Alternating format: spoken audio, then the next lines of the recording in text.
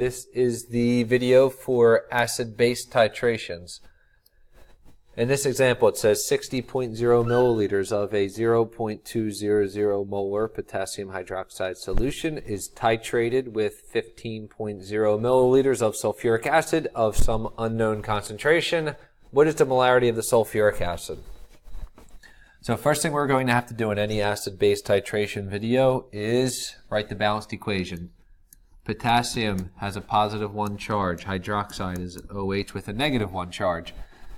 Now it's sulfuric acid. It's going to begin with hydrogen, but notice it's not hydrosulfuric acid, so you have to pay attention to this ending. Since it ends in IC, you have to go to the polyatomic ion that ends in ATE. So we're talking about sulfate. That's SO4 with a negative 2. Now we can put all this together. You have KOH plus H2SO4, and the products, you get K2SO4 because the potassium that's plus 1 is bonding to the sulfate that's minus 2, and then you get H2O. Now we want to balance it. There's 2 potassium, so we need a 2, and then we put a 2 in front of H2O, and that takes care of everything. Now when you are doing an acid-base titration, you want to pay attention to what's given to you. We know the volume of the potassium hydroxide is 60.0 milliliters, and we know the molarity is 0.200 molar. The sulfuric acid, we know the volume is 15.0 milliliters, and the molarity is what we are solving for. So remember, molarity is moles per liter. And we know what the volume is. It says 15.0 milliliters, which we can change to liters easy enough. So what we have to figure out is this moles of H2SO4. And to do that, we have to do a stoichiometry problem. The way I think about this is figure out how you are going to use this data to then get to the mole ratio. So you can go from moles of potassium hydroxide to moles of sulfuric acid, and then we can plug the answers into the molarity for sulfuric acid. Alright, so what works well is to start with the volume. Now what I'm going to do, and you could do this 2 different ways, and it's only a minor difference. What I'm doing is taking this 60 milliliters and converting it into liters. And what you want to do is multiply that by the molarity. Now instead of just writing 0.200 m, I'm going to write it 0.200 moles of KOH. And you know what? It's a good idea to write the formula here too. So it's liters of KOH times the molarity. It's 0.200 moles of KOH over 1 liter.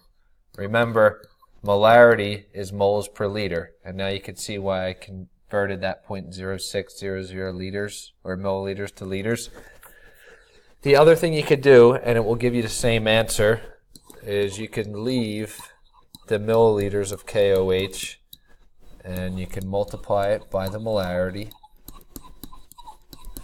and just instead of writing it as 1 liter here, you can write it as 1,000 milliliters. Overall, it's all doing the same thing, so it doesn't really matter which way you pick. I tend to do this way because I like thinking about molarity as moles per liter. You just have to make sure you do this conversion right. But if you'd rather leave it as milliliters and put 1,000 milliliters on the bottom, you'll get the same answer. Those 2 methods are interchangeable. Just pay attention to what you're doing and where the decimal point is. Alright, remember I said you want to try and get to the mole ratio. What happens here is liters of potassium hydroxide will cancel out. What you're left with is moles of KOH. So I'm going to put that on the bottom. Moles of potassium hydroxide. We can't go right from moles of potassium hydroxide to molarity. What we have to do is figure out the moles of H2SO4. So that's what I'm going to put up top. Moles of H2SO4. Now this is the mole ratio step. What you do is you use the numbers from the balanced equation. It's for every 2 moles of potassium hydroxide, there is 1 mole of sulfuric acid. So now moles of potassium hydroxide cancel out. Now you can do the math for this. 0.06 multiplied by 0.2 divided by 2, it will give you 0.00600 moles of H2SO4, and I match the significant digits. Now, we have the moles that we were looking for. So all we have to do is plug these numbers into that equation.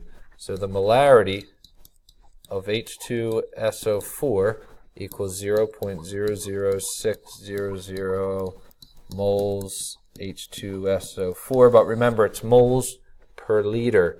So that 15 milliliters becomes 0.0150 liters. And when you do the math for this, you get 0.400 molar H2SO4. And that ends up being your answer. If you wanted to at this point, when you get this 0.00600, I wrote it all out so you'd have all the significant digits. Really, you could do this step and the next step in your calculator all at once if you're paying attention to it. And at the end, just make sure you're matching your significant digits to the number of significant digits in the problem. That's 3, that's 3, and that's 3. You go by the least amount, but since they're all 3, that's what we get, 0.400 molar H2SO4. So remember, use the information that's given to convert to moles, which is this first step, using molarity as moles per liter. Then you do a mole ratio to figure out how many moles of the acid in this case would be used or needed.